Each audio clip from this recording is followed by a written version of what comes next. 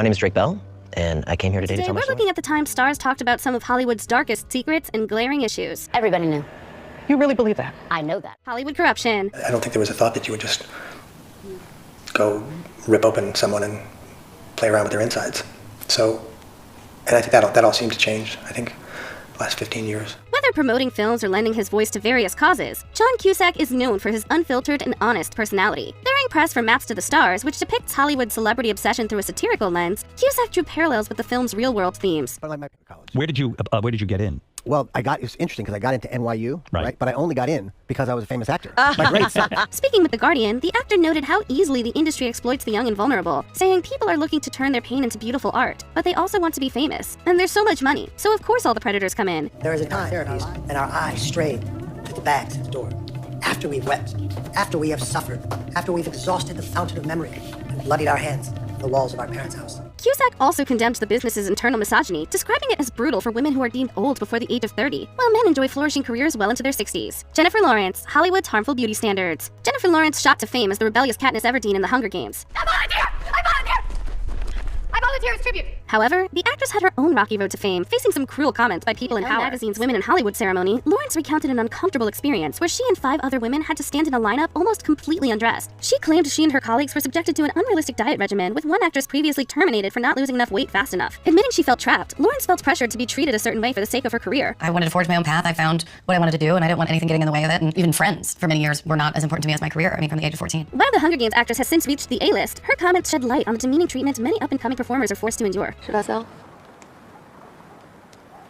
Please help me this one time. John Boyega, Disney's treatment of people of color. The truth is that systematic racism has been a deep part of American history, not only America, but globally, and it's just an insight to racial relations and tensions between people who haven't been given the best opportunity by the system. John Boyega has been very vocal about his displeasure with how Disney handled his Star Wars character Finn. Boyega, along with other cast members like Kelly Marie Tran, faced a tirade of racist backlash for their involvement with the franchise. Initially set up as a major character, Finn's role dwindled by the end of the sequel trilogy.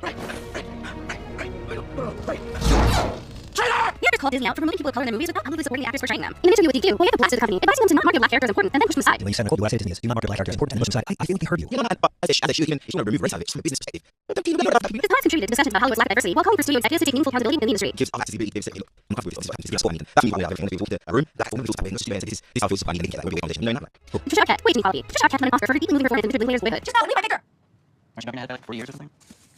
I just thought there would be more. She used her speech to touch on racial equality, calling for equal rights for women in every profession, not just Hollywood. Although the actress was lauded for using her platform for a valid cause, it came at a price. Speaking of entertainment tonight, Arquette revealed her bold stance led to her losing out on work. You have to say, well, nobody paid you less because you don't have a diploma, or you sell less of this product, or you work for us for a shorter time. You have to show a tangible reason why they can pay someone less than her counterpart in the same job. Clearly, not everyone in the industry was happy with her speech, which she was prepared for. The actress stood by her word, saying she knew there was going to be some drama, because it would cost people money. Taking a stand for what she believes in despite the risks, we respect that. All that is true, and the Tony Square law was passed here in California since last week with Mary Brown and Senator Harry Jackson, and that's amazing. But that doesn't help the women in Kentucky, and it doesn't help the women all over that are struggling. That 3 million women and kids living in poverty with a full-time working mom. Rose McGowan, supporting the Me Too movement. Kickstarted by Toronto Burke in 2006, the Me Too movement exploded in 2017 after allegations against producer Harvey Weinstein came to light. Actresses like Alyssa Milano, Ashley Judd, and Rose McGowan were among its biggest contributors. But if I wanted to, I could have destroyed the known universe. I just didn't want to write a tell-all. It's for other people to say, but there are still complicity machines. There's still things being hidden. But it's all, this is progress, not perfection, and we're starting to talk. It's a great thing. McGowan was instrumental in leading a larger wave of attention toward the movement. Her detailed account of Weinstein's actions was a driving force for other victims to come forward. In addition to him, the actress called out Hollywood's leading men for failing to stand up for women in the industry. I would be the curtain. I would be the one that saw both sides, that nobody noticed, that was pretty, and they're just to be used and discarded when they're done. I was the curtain, but I absorbed all information from both sides, from both how to sell to the audience and both how to be sold. And you're pulling back that curtain. Why not? Despite attempts to silence her, McGowan refused to back down. Her efforts, along with those of other prominent names, laid the foundation for systematic change to ensure powerful men would no longer escape justice. Because there are so many good humans, men, women, on every spectrum that are just everybody's worked at those places. It'd be so great if it weren't for blah. Well, great, but blah also has their day in court. And I do believe these things can coexist, and I believe we're getting to be more adult, and we're having a collective conversation. That's all we need to do. Drake Bell, misconduct against network stars. Nickelodeon has faced scrutiny following revelations about toxic working environments on certain shows. In 2003, former dialogue coach Brian Peck was arrested for misconduct against one of the network's stars. While the then underage actor's identity wasn't disclosed at the time, the 2024 documentary series Quiet on Set revealed it as Drake Bell. I couldn't run outside, have my I mean, I just when I call my mom and be like, hey, this just happened, can you come pick me up? I'll just sit here and wait. I had no car, I didn't drive. I was 15 at this time. In a tell-all episode, Bell spoke at length about the trauma he endured at Peck's hands. The actor's painful admission sent shockwaves in the industry, sparking long overdue conversations about the treatment of young actors. I was just on the phone with my mom. I just exploded. I have no idea what provoked it. I have no idea what happened, but I just screamed into the phone everything that had been happening to me.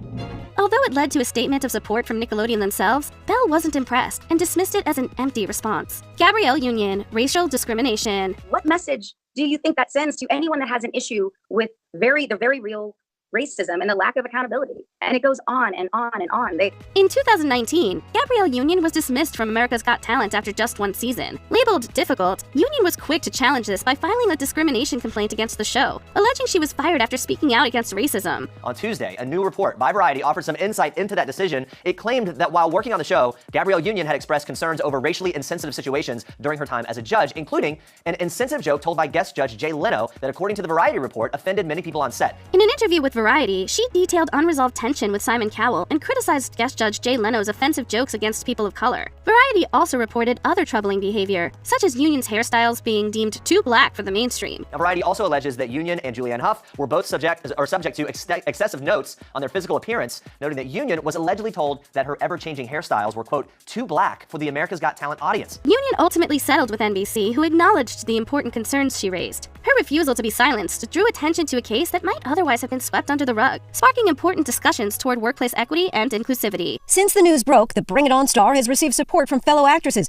Ellen Pompeo tweeting, "I support Gabrielle Union's commitment to speaking up to injustice. It takes courage." Brendan Fraser, misconduct in Hollywood. At the turn of the century, Brendan Fraser was considered one of Hollywood's biggest rising stars. But the actor virtually disappeared by the next decade, and many assumed he'd made some bad decisions. After years of silence, Fraser decided it was time to speak out. And he's opening up to GQ about why he's been MIA from Hollywood for the better part of a decade, explaining, quote, "I was going through things that mold and shape you in ways that you're not ready for until you go through them." In a 2018 GQ interview, he accused Philip Burke, the then president of the Hollywood Foreign Press Association, of having sexually assaulted him in 2003. He believed clashing with such a powerful figure contributed to him being essentially blacklisted. Am I still frightened? Absolutely. Do I feel like I need to say something? Absolutely. Have I wanted to many times? Absolutely. Though frightened about the reveal, Fraser stood by his word, saying, "I just know what my truth is." With his Oscar-winning comeback and Burke's eventual removal from the HFPA, we're glad at least some justice has been served. Here's what he said about returning to Hollywood. Very often, millennials, young people to me now that I'm stampeding towards middle age and wearing cowboy hats, press events, approach me and say, "Oh, I love your movies. I loved you in George of the Jungle. I was 4 years old." Corey Feldman, Hollywood's mistreatment of young performers. Among one of the most prominent child stars of the 80s, Corey Feldman didn't quite reach the big leagues as an adult. Instead, he became known for some scandals along with fellow former child star Corey Haim, who passed away in 2010. Feldman attributes his spiral to the toxic culture in the industry. Things were happening to both of us, not from anyone on the set, when I clear that up, but, outside elements. How did people not know when these are two, or did they know and they just weren't doing anything about it? I mean, I know he told a lot of people. That's the thing that's so upsetting to me.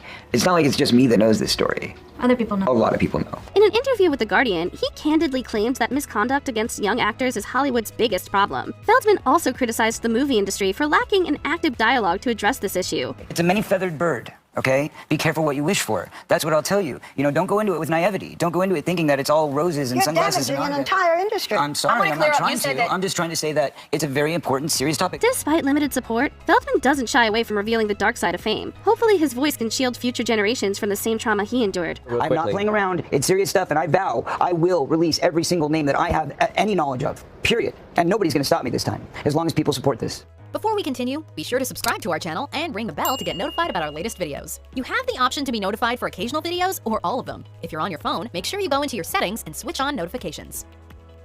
Marlon Brando, condemning Hollywood stereotypes of Native Americans. From westerns like The Searchers to animated films like Peter Pan, cinematic portrayals of Native Americans have been problematic for decades. At the 1973 Oscars, all eyes were on Marlon Brando to win the Best Actor award for The Godfather. However, he refused to attend as a form of protest, sending Sacheen Littlefeather to decline on his behalf.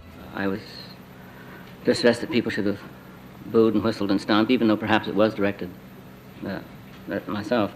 They should have at least had the courtesy to listen to her. But I think she did very well. Littlefeather, met with a mostly hostile reaction from the audience, announced Brando's stance on the fair representation of Native Americans in Hollywood. Although she didn't read his prepared speech, it was later published by the New York Times. All ethnic groups, all minorities, all non-whites. And people just simply don't realize, they just took it for granted that that's the way people are going to be presented. And in it, the actor expressed his hope for the country to believe in the inalienable rights of all people to remain free and independent. And people actually don't realize how deeply these people are injured by seeing themselves represented, not so much the adults because they're already inured to that kind of pain and pressure, but children. Is there an actor whose story resonated with you? Let us know in the comments. Throw somebody's illegitimize them because they say they are a believer.